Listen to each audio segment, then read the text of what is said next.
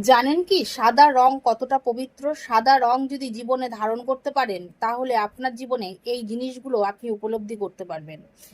দেখবেন যে কোনো জায়গায় আপনি যাবেন, কোনো সাধু সন্ত মঠে যাবেন, সেখানে দেখবেন সাদা বস্ত্র তারা পরে, এমনকি সাদা চাদর কিন্তু তার বিছানায় পেতে রাখে। সাদা রংটাই তারা বেশি ব্যবহার করে। এবার আপনারা বলতে পারেন যে অনেক মঠে তো গেরুয়া রং পরে। হ্যাঁ, গেরুয়া রঙেরও একটি ব্যাখ্যা আছে, সেটা অন্য ভিডিওতে বলবো। তবে সাদা রংটাই বেশি পবিত্র মনে করা হয়। কেন বলুন তো দেখি? সাদা রং এমন রং যে রঙের মধ্যে অন্য কোনো রঙের কিন্তু ছোঁয়া নেই।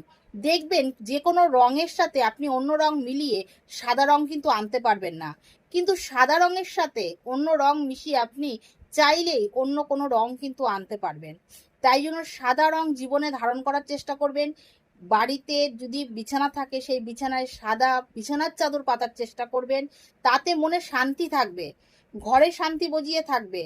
এগুলো আমার কথা না, যারা মানে তারা কিন্তু এই কাজটা করে। দেখবেন অনেক বাড়িতে আছে, তারা কিন্তু বিছানার চাদরে বেশিরভাগ সাদা ছোঁয়া, মানে সাদা টাচ রয়েছে এরকম বিছানার চাদর পাতে।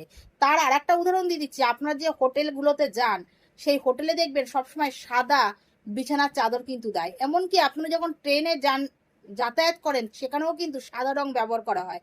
কেন? এই সাদা রং সকল বিপদ আপদ থেকে রক্ষা করে, শান্তি বজায় রাখে, মানে সব দিক দিয়ে পবিত্রতা বজায় রাখে। তাই জন্য এই সাদা রঙই কিন্তু ব্যবহার করা হয়।